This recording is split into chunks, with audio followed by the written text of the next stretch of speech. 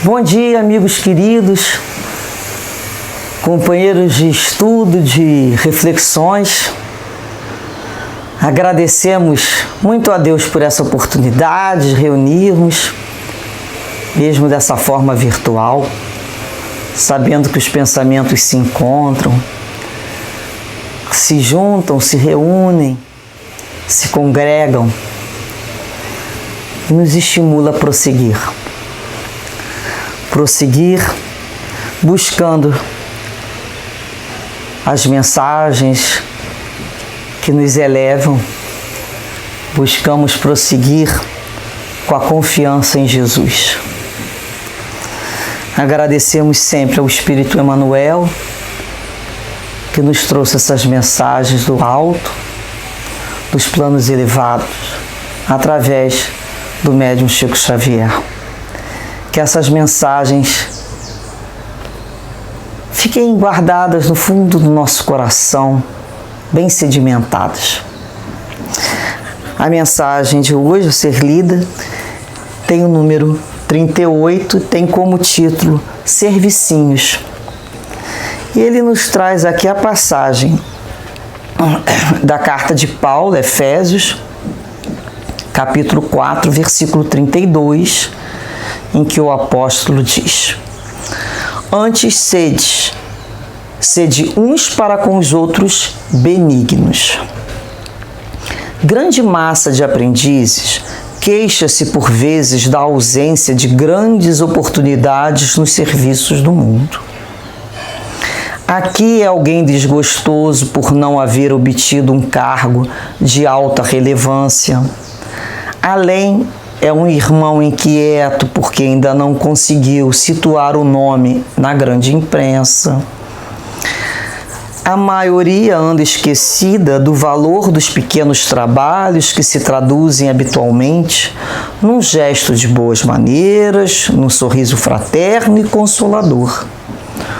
Um copo de água pura, o silêncio ante o mal que não comporta esclarecimentos imediatos, um livro santificante que se dá com amor, uma sentença carinhosa, o transporte de um fardo pequenino, a sugestão do bem, a tolerância em face de uma conversação fastidiosa, os favores gratuitos de alguns vitens, a dádiva espontânea, ainda que humilde, a gentileza natural constituem serviços de grande valor que raras pessoas tomam a justa consideração.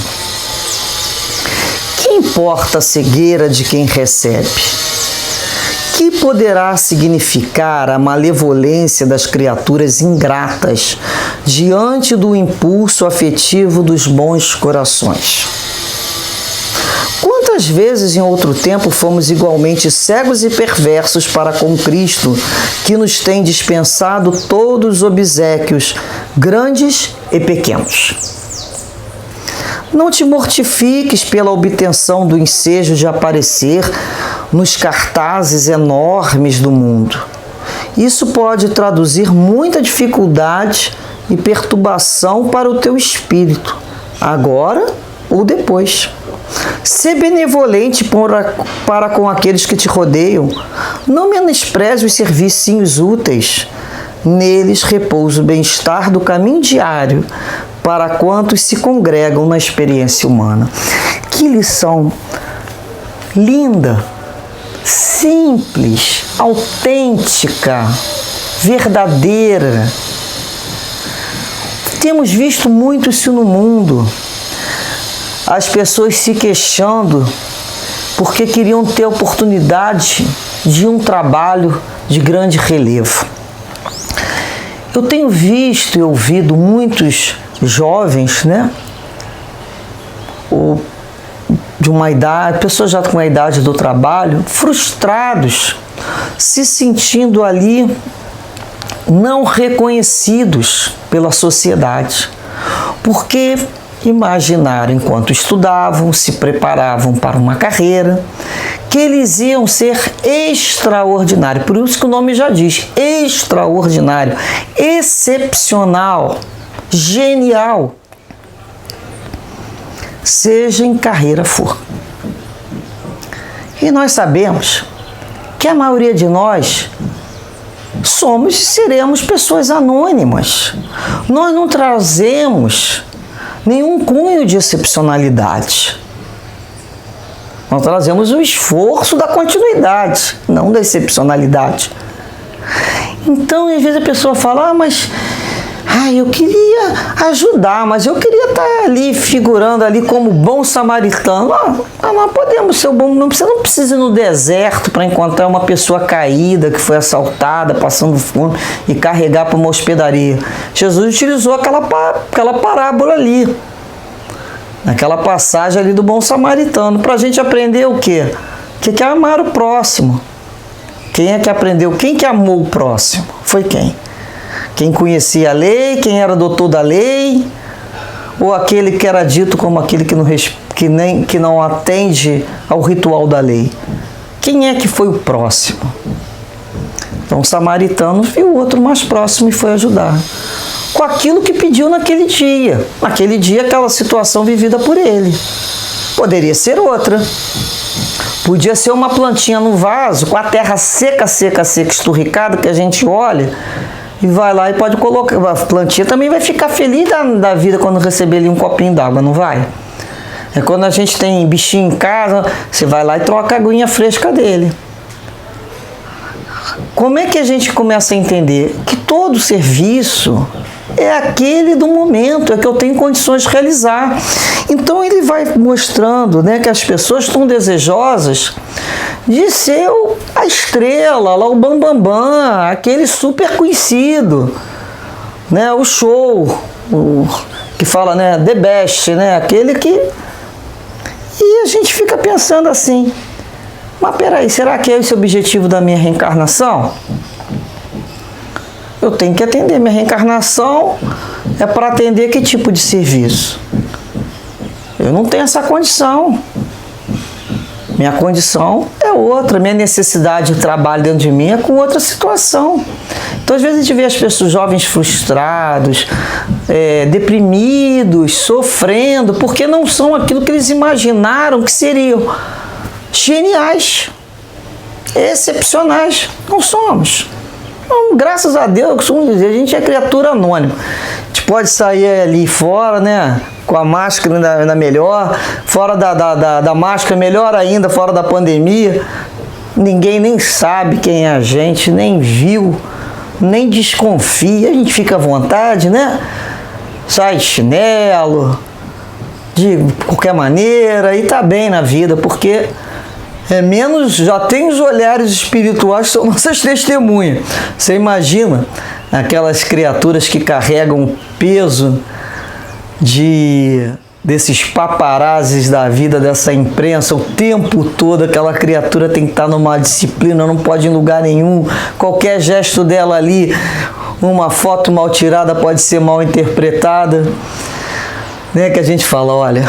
Que bom que eu sou... Bem, eu penso, que bom que eu sou anônimo. E a gente lembra aqui que as pessoas estão esquecidas dos trabalhos, né? Que habitualmente tem tanto valor.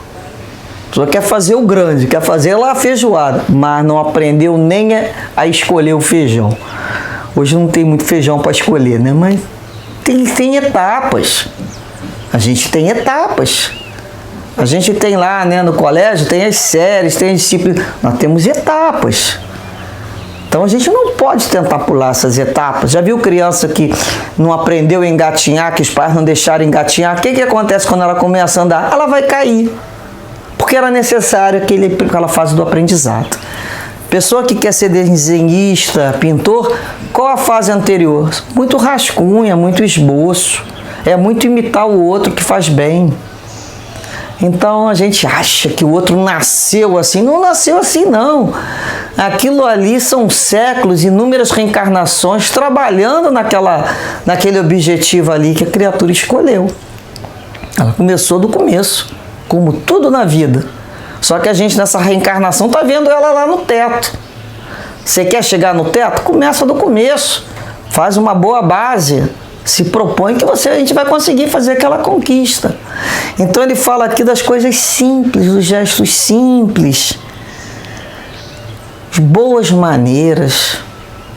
Bom dia, boa tarde, boa noite, por favor, com licença, obrigada, por gentileza. Tem gente que chega para fazer uma pergunta, você fica olhando, aí você fala, bom dia, eu vou te responder. Porque isso precisa ser aprendido. Nós temos essa cordialidade com o outro. Nós, quando nos aproximamos do outro, nós temos que ter a boa maneira. Nós somos civilizados, nós vivemos numa sociedade que nos ensina a civilização. A gente tem que treinar isso todo dia. Um sorriso, mas dado com vontade. Não é aquele bom dia, tudo bem aí? Não, bom dia. E aquele sorriso a gente sente que vai emanar aquela vibração de um bom dia para aquela criatura. Um dia com coragem, um dia com perseverança, um dia com fé. Bom apetite, bom almoço para você, que aquele alimento realmente, envolva o seu organismo com os nutrientes necessários. Um copinho de água. O outro não precisa pedir não. Você vê que o outro está com sede, você vai lá dentro, pega, por favor, um copo d'água, aceita um cafezinho? A gente vai aprendendo, não é?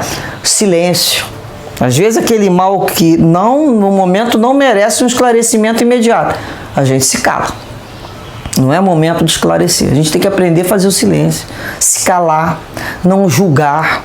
Olha quantas atitudes nós podemos fazer aqui. Um livro que a gente dá para o amigo com tanto carinho. Eu recebi isso aqui de um amigo, um marcador de livro, que eu guardo tanto tempo que ela nem deve lembrar que ter feito esse trabalho tão lindo, cheio de coraçãozinho. Só colocou ali, a pessoa envolveu na hora daquele trabalho a sua vibração de amor quando fez aquilo pra gente. Isso não tem outro material melhor.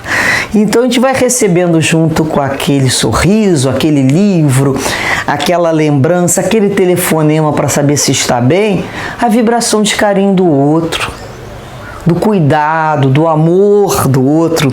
Deixa eu te ajudar a carregar isso aí. Não, me dá só essa sacolinha aqui, eu te ajudo. Vamos lá, vamos andando. Às vezes a gente vai ter que ter tolerância. É aquela conversa do outro que a gente já sabe que vai falar, não é? Às vezes o outro a gente já sabe que aquela situação é aquela coisa que parece aquele disco arranhado. Mas eu não preciso ter tolerância. O outro não me atura quando eu estou vivendo uma situação que eu só penso naquilo. A gente parece um disco arranhado quando está vivendo uma situação difícil. Porque a gente fica fazendo aquilo ali toda hora para ver se surge alguma coisa. Então a gente tem que ouvir o outro com tolerância. É a necessidade dele. Pode não ser a minha, mas é a dele. Eu tenho que ter respeito pelo que ele está falando. Eu tenho que ter compaixão. Eu tenho que aprender a ouvir com o coração. Não para me desfazer, não. Compaixão. Eu não gostaria que ninguém me tratasse daquela maneira como eu vejo umas pessoas fazendo. Uma entrou olhando para a outra. Que coisa feia fazer isso. Não é? Às vezes uma pessoa está falando, aí um faz assim para o outro, tu dá uma risadinha.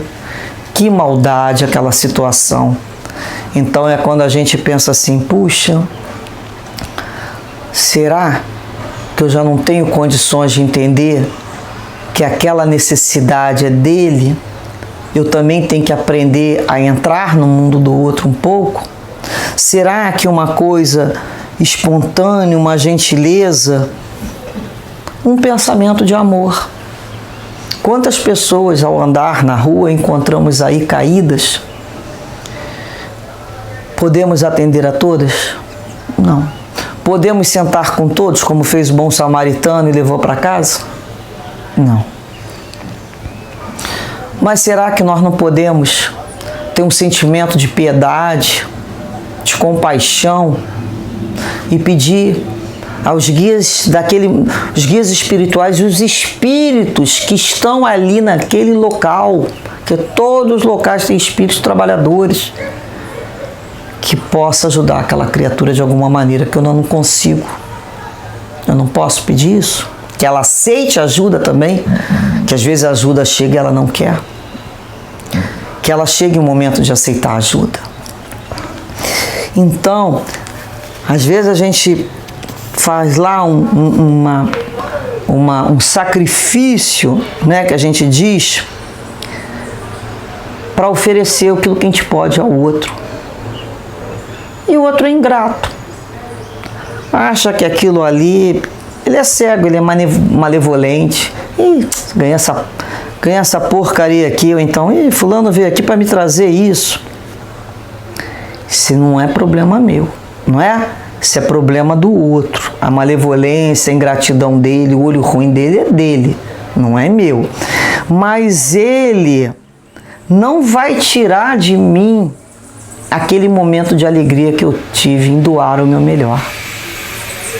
Aquilo ninguém me rouba. A alegria que eu tive quando eu fiz, né, confeccionei aquele objeto, quando eu plantei aquela florzinha para levar, quando eu dei um telefonema, ou eu dei aquele bom dia, não me importa o que o outro vai pensar. Ah, ele não responde. Uma pena ele não ter recebido essa educação tão primária. Não é mesmo? Ele não vai me roubar a alegria de eu já ter.